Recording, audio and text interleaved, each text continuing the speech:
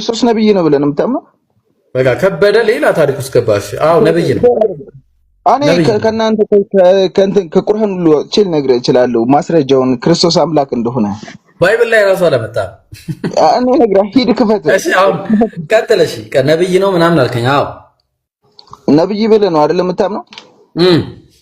እስቲ ከነብያት መካከል ላይ ሞቶ የተነሳ ነብይ አለ? ከነብይ እንደውም አሪፍ እኮ ነው። ያልሞተ ነብይ አለ። ያልሞተ እስካሁን ድረስ ያልሞተ ነብይ አለ። ያልሞተ አዎ ሊያደርግ ይችላል። ሁለተኛ ልንገርህ እና አይሻልም? ከኢየሱስ ከሞተ ይሻላል። ከሞት የሚያስነሳ አለ? አዎ አለ። ማን አለ? ኤልሳ። እስቲ ያሳይ። ነብዩ ኤልሳ ላሳይ። ነብዩ ኤልሳ ከሞት አስነስቷል። ማንን አስነሳ? እስቲ ያሳይ። እሺ እሺ እኔ እኮ ማለት ነው ያስቀኛል። እኔ የምመልሰው መልስ ራሱ ለራሴ ያስቀኛል። ወላሂ ለመሰላችሁ ተጋልጣችሁ ነው የምመጡት። ወላሂ ለሁሉ ነገር ተጋልጣችሁ ነው የምመጡት። ተጋላጭነት በእናንተ ይብቃል። ሙስሊም ጋር የእናንተ ሙግት ማለት ነው በጣም ያኔ። እሺ ምን ይላል እስቲ አንብበው አንዴ። ገብቶም ይኸው መጽሐፈ ነገሥት ሁለተኛ ነገሥት። እሺ ገብቶም በሩን ከሁለት በኋላ ዘጋ፣ ወደ እግዚአብሔርም ጸለየ። መጥቶም በሕፃኑ ላይ ተኛ። ልጁ ሞቷል። እሺ በሕፃኑ ላይ ተኛ።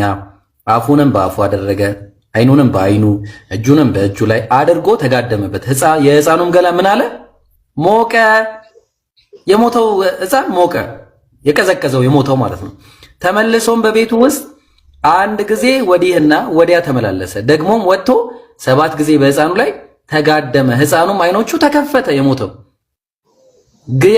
ግያዝም ጠርቶ ይህች ሱላማጤስ ጥራ፣ ማን ነው ይህች ሱላማዊት ጥራ አለው። እሺ ይህችን ሱላማዊት ጠራትም። ወደ እርሱም በገባች ጊዜ ልጅሽን አንስተሽ ውሰጂው አላት። ገብታም በእግሩ አጠገብ ወደቀች፣ በምድርም ላይ ተደፋች። ልጇንም አንስታ ወጣች። ኤልሳም ማለት ዳግመኛ ወደ ጌልጌላ መጣ፣ በምድርም ላይ ራብ ነበረ እያለ ቀጠለ። ኤልሳ ይኸው የሞተን አስነስቷል እያለ ነው መጽሐፉ ላይ። መጽሐፈ ነገሥት ሁለተኛ ነገሥት ምዕራፍ 4 ቁጥር ስንት ይላል? እሺ ከ13 እስከ 18 ችግር የለውም። ይሄኛው የኤልሳን ታሪክ ያው እኔ ብዙም ባይብል ላይ የለውበትም፣ ግን ሂድልኝ ማቴዎስ 28ን ክፈትልኝ። 28 17ን ክፈትልኝ። 17 ሳይሆን 19 ነው የፈለከው? ሂድ ክፈትልኝ። 17 ችግር የለውም። ከ17 ጀምረህ ግን የፈለከው 19 ነው እርግጠኛ ነኝ። እሺ ላሳየሽ። 27 ጀምረህ ከ28 ከ17 ማቴዎስ ወንጌል ምዕራፍ 28 ከቁጥር 17 ልጀምርልሽ። ባዩትም ጊዜ ሰገዱለት አለ። እና አሁን ስለ ስግደት እናወራ። አዞሮች ስለ ስግደት ደግሞ እናወራሽ። ያው እሺ ሂድ ከ17 ጀምሮ ነው። ባዩትም ጊዜ ሰገዱለት፣ የተጠራጠሩ ግን ነበሩ አለ። ኢየሱስ ቀረበና እንዲህ ብሎ ተናገራቸው፣ ስልጣን ሁሉ በሰማይም በምድርም ተሰጠኝ። እንግዲህ ሂዱና ለአሕዛብ ሁሉ በአብ በወልድ በመንፈስ ቅዱስ ስም እያጠመቃችሁ ያዘዛችሁን ሁሉ እንዲጠብቁ ያስተማራቸው ደቀ መዛሙርቱ አደረጋቸዋል። ይኸውልህ እዚህ ጋር ይህ ስግደት ለሰው ሳይሆን የሚሰገደው ለአምላክ የሚሰገድ ስግደት ነው። በሰው ደረጃ የሚሰገድ ስግደት አይደለም። እንመለሳለን። ስግደቱ ላይ ስልጣኑ ማን የሰጠው? ተሰጠኝ አለው። ማን? ክርስቶስ። አይደል? ሶስት አሉ። አብ ወልድና መንፈስ ቅዱስ አለ። ስልጣን ማን የሰጠው? ማን ነው የሰጠው? አብ ነው የሰጠው ለወልድ። ስለዚህ ስልጣን የሚቀበል አምላክ ስለሌለ ስግደቱ የምን ይሆናል? የጸጋ ስግደት ይሆናል ማለት ነው። ተግባባን? ለምሳሌ እኔ አሁን ደግሞ የሚገርም ነገር ልስታ ስግደት ነው አይገርም? እሺ አንደኛ ዜና ሁለተኛ ዜና ምዕራፍ 20 ቁጥር አለ። አይ ቲንክ እዛ ላይ ነው ይሄ አይደለም። አንድ ጥያቄ ልጠይቅህ። እኔ አሁን ይሄ ነገር ትክክል ነው ብዬ አላምንም። አሁን ለምሳሌ ኔቨር ከአምላክ ጋር እኩል የሚሰገድለት ሰው የለማ ከኢየሱስ ውጪ እንደዛ የለማ። አምላክ እኮ ነው ክርስቶስ በስጋ ተገለጠ። ግን በጣም በሚያሳዝን ሁኔታ ኢየሱስ እንደዛ ያለበትም የለም። ግን ከኢየሱስ ውጪ ሌላ አለ። ያው ዳዊትም አለ መጽሐፈ ዜና ላይ ጉባኤው ሁሉ አምላካችሁን እግዚአብሔርን ባርኩ አላቸው። ጉባኤውም ሁሉ የአባታቸውን አምላክ እግዚአብሔርን ባረኩ፣ ራሳቸውንም አዘንብለው ለእግዚአብሔር እና ለንጉሱ ሰገዱ። ለማንና ለማን አንድ ላይ ሰገዱ? ለእግዚአብሔር ነው የሰገዱት። ለንጉሱ ለእግዚአብሔር ቆይ እንዴ! ምን ነው ይሄ አማርኛ አይደለም እንዴ? እቺ አማርኛ ቃል ምንድን ነች? ጥያቄ ልጠይቅ። ከዚህ ላይ አምላክ ሕፃን ነው? አምላክ ሕፃን ሳይሆን ይኸውልህ የዓለም ሁሉ ኃጢአት ለማዳን ሲል ክርስቶስ እግዚአብሔር በስጋ ተገልጧል። በክርስቶስ ማለት አዎ። ኦኬ አምላክ ሕፃን ሆነ ነው? አምላክ የሰው ልጅ ከመጀመሪያው ጀምሮ ያለውን ተመልሶ ይኸውልህ ከመጀመሪያው አሁን ከነበርንበት ከታችኛ ከምንነሳበት እንደኛ ሆኖ እንደ ሰው ሆኖ ተወልዷል ከመቤታችን ድንግል ማርያም። አምላክ ሕፃን ሆነ ነው ወይ ነው የምትለኝ? በቀጥታ አምላክ ሕፃን ሆነ? አዎ እንደ ሰው ልጅ እንደ ሰው ባህሪ ተወለደ። እንደ ሕፃን ከመጀመሪያው ጀምሮ ጡት ጠባ። ሕፃን ሆኖ ጡት ጠባ። አዎ ምክንያቱም እኛ ይኸውልህ እንደኛ ሆኖ መጥቶ እኛን ለማስተማር ነው። ኦኬ እሺ አምላክ ሕፃን ኦኬ እንደምሰሙት እዚህ ጋር አምላክ ሕፃን ሆነ ጡት ጠባ። ቆይ ከዛም በኋላ ሽንቱ ላይ ይለጥ ነበር አይደል? ሕፃን ጀስት ሕፃን የሚያደርገው ነገር አምላክ ሽንቱን ቆይ አዳምጠኝ። አምላክ ሽንቱን ላይ ይለቅ ነበር አይደል? አይተሃል አይደል ችግርህን እንዴ? ሕፃን ነው አላልክም እንዴ? አዎ ሕፃን ነው ብለኸኛል እኮ። ሶ ሕፃን አሁን እኔ አጠገቤ ሕፃን አለ እና ጀስት ሕፃን ስለሆነ ሽንቱ ራሱ ራዩ ላይ ነው በቃ የሚሸናው ምናምን ነገር ማለት ነው። ሶ አምላክ ሕፃን ነው ካልክ ሽንቱ ላይ ሸና። እሱን አንተ ብታየው አይሻልም እንዴ? ሕፃን ነው አላልከኝም? ሕፃን ልጅ ተወልዶልናልና ነው ያለው። ጡት ጠባ ካልክ ችግር የለውም እኮ ሕፃን የሚያደርገው ነገር በአጠቃላይ ያደርጋል አይደል? አዎ ልንገር፣ ከታች ጀምሮ ከማንኛውም ከታች ጀምሮ ከሰው ልጅ ጀምሮ ከታች የሚያደርገው እኮ እሱን እኮ ነው ፕሮሰሱን ነው እየጠየቅኩ ያለሁት። ጡት ከጠባ ሽንቱን ላይ ሸና ነበር። አንተ አሸናም ነበር ስትወለድ ሸና ነበር። ሕፃን በነበርኩኝ ጊዜ ላይ ሸና ነበር። አምላክ ሸና ነበር ላይ እንደዛ ነው ሲወለድ ሁሉም ሕፃን እንደሚሆነው ሆኖ ነው ያደገው። ኦኬ ላይ ሽንቱን እየሸና ማለት ነው። ሕፃን ልጅ ሽንቱን ሸና። ሕፃን ልጅ አሁን እዚህ ጋር ሕፃን ልጅ ሽንቱን ሸና ላይ ምን እንትን ይለዋል? አሁን እዚህ ጋር ሽናቱ እኮ ችግር የለውም። እኔም መሳል ይብሮ አታስቀኝ ወላሂ ይብሮ ዝም ብለህ የምትበላ ከሆነ ብላ ጥሩ። አይ እኔ እሱ ሕፃን ሸና ምናምን እኮ ችግር የለውም። ግን አምላክ ላይ ሽንቱን ሸና ሲባል ትንሽ ይሄንቱ ሕፃን ልጅ ሽንቱን ሸና እንትን አለ ምናምን። አይ አይደለም እኮ ሕፃን መሽናቱ ኖርማል ነው እኮ። እኔ እኮ አልኩህ እኔም ሸና ነበር፣ ሁላችንም እንሸና ነበር ላያችን ላይ። ግን አምላክ ላይ ሽንቱ ሲል ያንተ ነብይ እኮ በድንጋይ ነበር የሚጠርገው። ምን ሌላ እንትና ትናገራለህ እንዴ?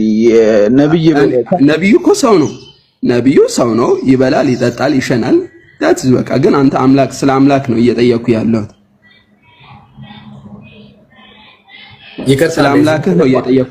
እሺ እዚህ መሀል ልግባ። መጥረግ እኮ ንጽህና ነው። ታዲያ የማይጠርጉትስ እንዴት ነው የሚሆነው? ማለት መጥረግ ንጽህና ነው፣ የማይጠርገው ደግሞ እንደ ቃጭል እንደዚህ አንጠልጥሎ ትሄዳል ማለት ነው። በየአመቱ ደርቆላ ድርቆሹላ ሊሆን ይችላል። አረላላ ብላችሁ እንዴ! ይሄ እኮ ንጽህና እኮ ነው። ይሄ እንደ እንትን ታወራለህ እንደ ጀብድ እንዴ! ምን ሆነ ነው እንደ ድርቆሽ አድርቀት? ይሄ እንደዛ ነው የፈለከው? ሶስተኛ አማራጭ ነው በነገር ላይ ሁለተኛ አማራጭ ነው። እሺ መጀመሪያ በውሃ ነው የሚጸዳው። ይሄንን ከኛ ነው የተማራችሁት። ክርስቲያኖች ሆይ ስሙ፣ ይሄን የተማራችሁት ከኛ ነው። በውሃ ማጽዳትን፣ ውሃ ይዛችሁ ሽንት ቤት መግባትን ነቢያችን ሰለላሁ ዐለይሂ ወሰለም ናቸው ያስተማሯችሁ።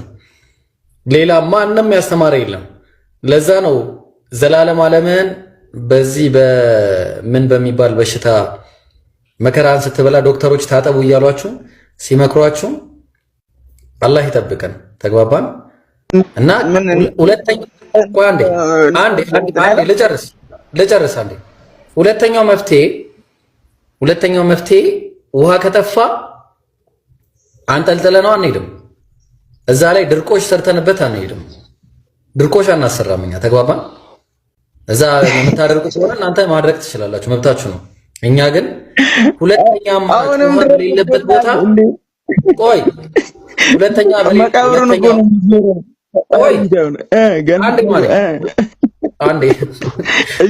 አንተ ከፈለክ ለምን አደፍነውም ከፈለክ አድርቀ ማለት ነው። እኛ ግን ውሃ በሌለበት ቦታ በውሃ መጥረግ ምንድን ነው? ነውር ነው። እስላም ጓደኞች አሉኝ። እነሱ ላለመናገር ስሙ ክስፍስ እየፈለኩ ነው እንጂ ልንገርህ፣ መቃብር ዞረህ እኮ ገነት ገባለሁ የምትል ሰው ነው እኮ አንተ። መቃብር የሚዞረው እስቲ አውጣ፣ እስቲ መረጃ፣ ይኸው መረጃ አውጣ፣ ከፍ ላድርግ። አሁን ባሳላ እንግዲህ አሁን መረጃ አውጣ፣ መረጃ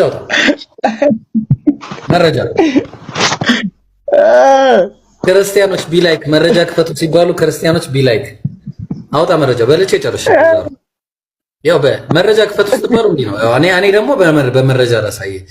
አሁን ኢየሱስ አጠገቤ ላይ የለም። አሁን እኔ በመረጃ ላሳየ አይደል? እሺ እኔ በመረጃ ሳሳይ ደግሞ ምንድነው ማሳየ?